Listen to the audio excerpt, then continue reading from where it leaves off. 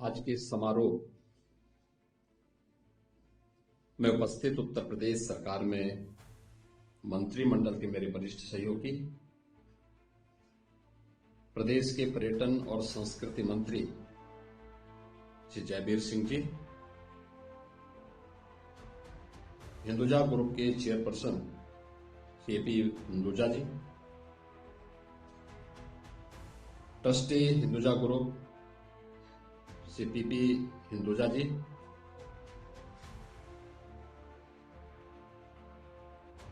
और जिस आयोजन के साथ हम सब जुड़ रहे हैं, जिस पुस्तक का भी यहाँ पे विमोचन हुआ है, पुस्तक के यशस्वी लेखक प्रोफेसर देवेंद्र हांडा जी, आज के समारोह में उपस्थित हिंदुजा फाउंडेशन से जुड़े हुए सब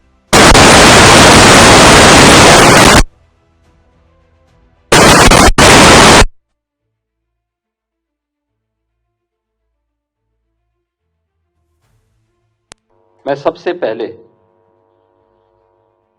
हिंदुजा फाउंडेशन को, इस पूरे आयोजन को आयोजित करने, भारत की धरोहर को संरक्षित करने के अपने इस अभियान के प्रति योगदान देने के लिए हृदय से धन्यवाद देते हुए आप सभी का मैं उत्तर प्रदेश सरकार की ओर से हृदय से स्वागत करता हूं, अभिनंदन करता हूं।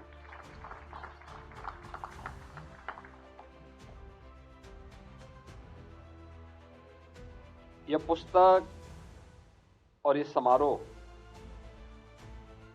केवल एक सामान्य पुस्तक का विमोचन नहीं है, दुनिया की आंखों को खोलने वाला एक दस्तावेज भी है।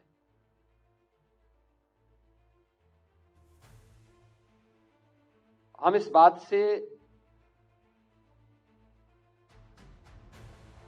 पूरी मजबूती के साथ कह सकते हैं कि महाभारत जिस भारत के बारे में कहता है कि दुर्लभम भारतीय जन्म मानुषम तत्र दुर्लभम, यानी भारत में जन्म लेना दुर्लभ है और उसमें भी मनुष्य के रूप में जन्म लेना तो और भी दुर्लभ है। उसकी एक झलक हिंदुजा फाउंडेशन और प्रोफेसर देवेंद्र हांडा जी ने इस पुस्तक के माध्यम से आप सबके सामने प्रस्तुत किया है, और यहां पर जो ये प्रदर्शनी लगाई गई है, ये उसकी एक झलक भी है। क्योंकि बहुत सारे लोगों को आपत्ति हो सकती होगी, क्योंकि इस आपत्ति के बहुत सारे कारण हैं। याद करिए, बहुत सारे पश्चिमी विद्वानों ने हमेशा इस बात को माना है और इस बात को बार बार कहते रहे हैं कि भारत एक इकाई नहीं थी। वे अपने आप के विद्वान कहते हैं, लेकिन उनके द्वारा लगातार इस साजिश और दुष्प्रचार किया जाता रहा। 1947 में देश उसका भुक्तभोगी बना था, जब भारत के दो अभिन्न हिस्से भारत से अलग कर दिए गए। वे भारत के अंदर जो ब्रिटिशर की साजिश थी कि भारत एक इकाई नहीं, वे अलग अलग भागों में उसको विभाजित करना चाहते थे। उनकी मंशा थी अपने आप को दिखाने के लिए कि हम ही शासन कर सकते हैं, इनको शासन करना नहीं आता, और वे भारत को उस दिश से कमजोर करने के लिए उन्होंने उस समय जो साजिशें रची, लेकिन इस भारत ने उस समय भी उसका जोरदार प्रतिकार किया। याद करिए ना, भारत कब एक नहीं था। जब भारतीय मनीषा इस बात का उद्घोष करती है, उत्तरम यत् समुद्रस्य हिमाद्रेस्यैव दक्षिणम वर्षम तद भारतम नाम भारती तत्र संतति। आप याद करिए ना,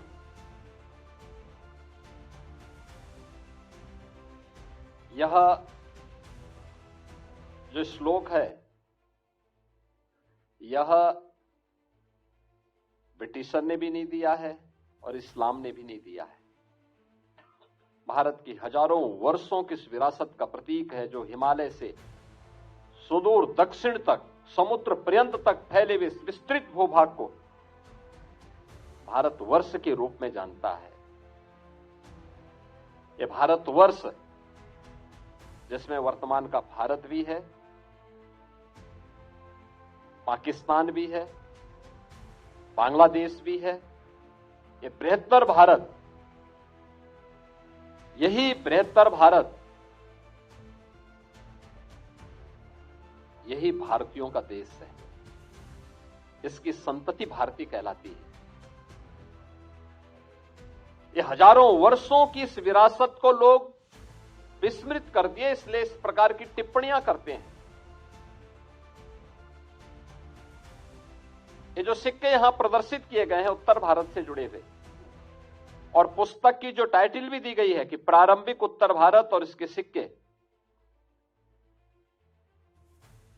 आपने देखा होगा इसमें अयोध्या के सिक्के भी हैं,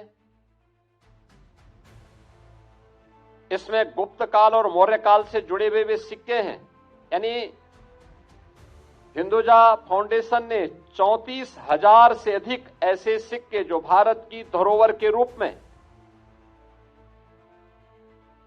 भारत की उस ऐतिहासिक पृष्ठभूमि को वर्तमान पीढ़ी के सामने एक बेहतरीन प्रमाण के साथ प्रस्तुत करता है। और यह जो पुस्तक है, पुस्तक ने तो अपने आप में 2500 वर्ष की इस विरासत को हमारे सामने रखा है। याद करिए ना, आज के जो पाश्चात्य इतिहासकार हैं, इनको 2000 वर्ष पुरानी किसी भी बारे में कोई जानकारी नहीं है। 2000 वर्ष पुरानी का मतलब उनका यह मानना है कि 2000 वर्ष पहले कुछ था ही नहीं, और उस समय की उनकी जो धारणा है वह तो आप उनके विभिन्न ग्रंथों के माध्यम से देख सकते हैं। लेकिन भारत ने कभी भी हमेशा से तथ्य और प्रमाण को सामने रख करके फिर उसको अपने सामने प्रस्तुत किया। काशी के सिक्के भी हैं, अयोध्या के भी सिक्के हैं, कौशाम्बी के हैं, पांचाल जनपद का भी है, मथुरा का भी है। यानी उन सभी क्षेत्रों से जुड़े हुए दुर्लभ सिक्के, और उसमें भी उनकी ये सिक्के कुछ तो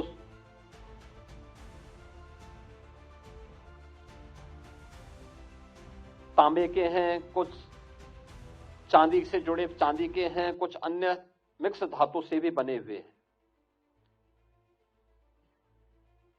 इन सिक्कों से हमें उस समय की मापक पद्धति के बारे में भी और उस समय के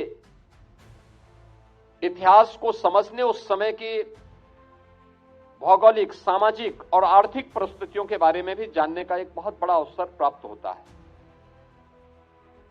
आप याद करिए ना, इतनी भारी विरासत आज भी पश्चिम मानने को तैयार नहीं। आज भी वे मानते हैं कि दुनिया को लोकतंत्र उन्होंने दिया, जबकि इससे बड़ा सफेद झूठ दूसरा नहीं हो सकता। याद करिए, वैशाली गणराज्य, ये अपने आप में लोकतंत्र की आधारशिला रखने वाला प्रारंभिक गणराज्यों में से एक है। और इसीलिए आदरणीय प्रधानमंत्री जी ने G20 समिट के दौरान इस बात को पूरी मजबूती के साथ कहा था कि भारत दुनिया का सबसे बड़ा लोकतंत्र ही नहीं, बल्कि भारत लोकतंत्र की जननी भी है। यह भी प्रधानमंत्री मोदी जी ने इसलिए कहा क्योंकि लोकतंत्र के बारे में अगर किसी को जानना है तो उसको भारत से सीखना होगा। ये सिक्के भारत की उस विरासत के प्रतीक हैं, भारत की उस धरोहर के प्रतीक हैं जिसको भारत और भारतीयता पर, भारत की सनातन परंपरा पर, जिसने जियो और जीने दो पर विश्वास किया, और दुनिया की कौन से ऐसी जाति, मत, मजहब, संप्रदाय है जिसको उसकी विपत्ति के समय हम भारतीयों ने शरण देकर के फलने, फूलने, आगे बढ़ने के लिए अवसर न दिया हो। दुनिया के अंदर क्या कोई और देश है, कोई अन्य मत, मजहब या संप्रदाय है जो इस बात की घोषणा करता हो कि अयम निज परोवेति गणना लघु चेतसाम उदार चरितानाम तो वसुधैव कुटुंबकम। ये केवल भारत ही इसकी घोषणा कर सकता है, दुनिया में कोई दूसरा नहीं कर सकता है। और मैं इस बात को लेकर के हिंदुस्तान फाउंडेशन ने 34,000 से अधिक सिक्कों को एक धरोहर के रूप में आज की वर्तमान पीढ़ी के सामने प्रस्तुत किया है। मैं देख रहा था, हम जो तोल की किसी चीज के बारे में जानते हैं, सबसे पहले दुनिया को अंदर किसी ने दिया था, मनु ने मापक की भी और तोल की पद्धति का एहसास दुनिया को कराया था। आपने देखा होगा उसमें आज भी हमारे यहां बहुत सारे पुराने जो भी धातु हैं उनका मापन हम लोग उसी रूप में लेते हैं। देखो उसमें मासा भी है जो सबसे छोटी तोल की इकाई है, तोला भी है। मुझे लगता है कि तोला तो अब केवल लोग सोने को ही उसके रूप में लेते हैं, सामान्य उसके रूप में नहीं लेते। और सोने का दाम तो लोग देख ही रहे हैं कि कितना, अब मैं उसको महंगा कहूं या सस्ता कहूं, लेकिन उसकी कीमत आसमान छू रही है। लेकिन आप देखें ना, मासा भी है, तोला भी है, सिक्कों के मापक भी उसी रूप में दिए गए, उसी रूप में बनाए गए हैं। और कितनी दुर्लभ धरोहर है। निश्चित ही ये बहुत सुंदर प्रयास है हिंदुजा फाउंडेशन का, और मैं इसके जो यशस्वी लेखक हैं जिन्होंने उसको प्रदर्शित किया है, और खास तौर पर उत्तर भारत से जुड़े हुए इन सभी सिक्कों को इस प्रदर्शनी के माध्यम से आम जनमानस के सामने भी उनको दिखाने का एक प्रयास किया है। और मुझे लगता है एक नई प्रेरणा भी मिलेगी।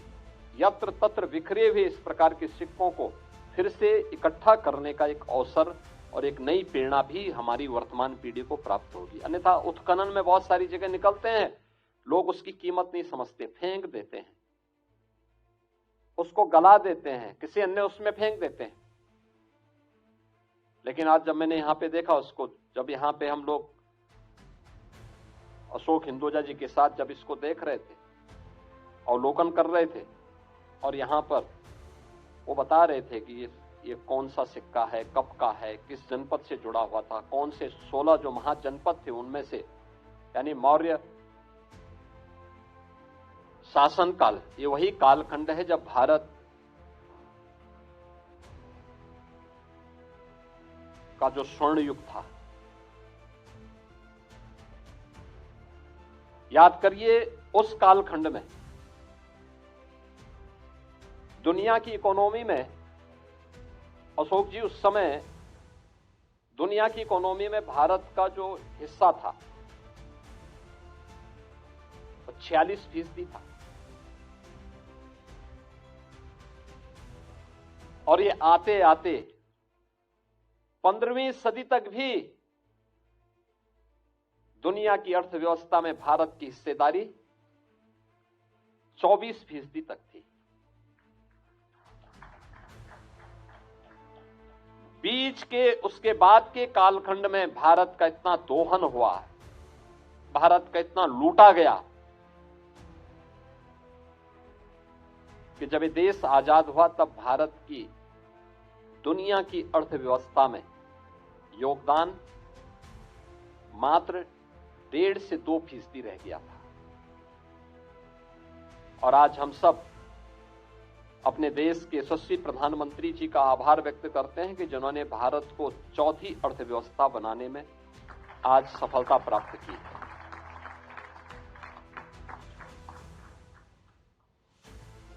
इकोनॉमी तब ग्रोथ करती है जब उस प्रकार का वातावरण हो, सुरक्षा का माहौल हो,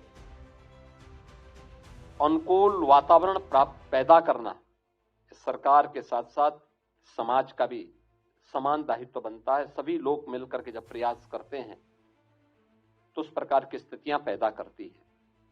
आज उस दिशा में हम आगे बढ़े हैं और इसीलिए अपनी उस धरोहर को संजोने के लिए, विरासत पर गौरव की अनुभूति हर भारतीय कर सके, इसके लिए प्रधानमंत्री जी ने देश के सामने विजन 2047 रखा है।